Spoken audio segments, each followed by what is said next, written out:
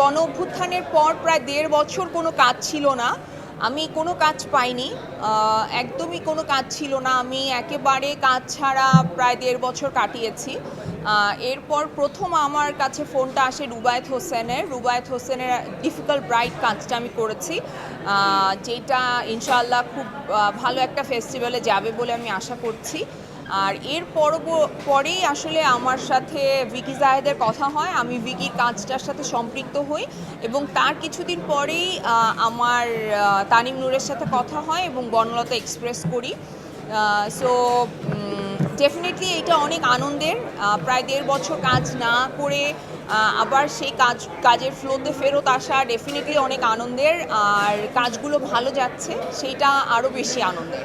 এটা তো আমাদের সিরিজটা দেখতে হবে যে আসলে হিচকক ওর নাম, হিচককের কি কাজ এবং হিচককের সাথে আমার কি সম্পর্ক, সেইটা দেখার জন্য হলেও সিরিজটা দেখতে হবে। নিজেরা তো দেখবেনই চক্র, অন্যদেরকেও উৎসাহিত করবেন দেখার জন্য। আর বনলতা এক্সপ্রেস চলছে হলে, আপনারা হলে এসে সিনেমাটা দেখেন, আমি আশা করছি যে আপনাদের ভালো লাগবে।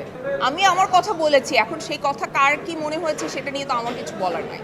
দায়িত্ব তো বাড়ে, বাট এই বাস্তবতাটার সাথে আমি আসলে এই জন্য আপনাদেরকে প্রথমে এইটা উল্লেখ করলাম যে ১.৫ বছর আমার কাজ ছিল না। এই জন্য বললাম যে একজন আর্টিস্টের জীবনে আসলে সবসময় যে সব কিছু ভালো যাবে এরকম না। এখন আমার বনলতা এক্সপ্রেস হাউসফুল যাচ্ছে, চক্র এত এত ভিউ হচ্ছে, মানুষ পছন্দ করছে, এইটাও যেমন আমার জীবনের পার্ট, সেই রকম আমার ১.৫ বছর কাজ ছিল না এটাও আমার জীবনের পার্ট। সো দুইটাই আমি উপভোগ করি। কোনোটা হয়তো কষ্টের মানে অনুভূতি, কোনোটা হয়তো আনন্দের অনুভূতি, কিন্তু দুটোই অনুভূতি যেটা আমি আসলে নিজের ভেতরে ধারণ করি।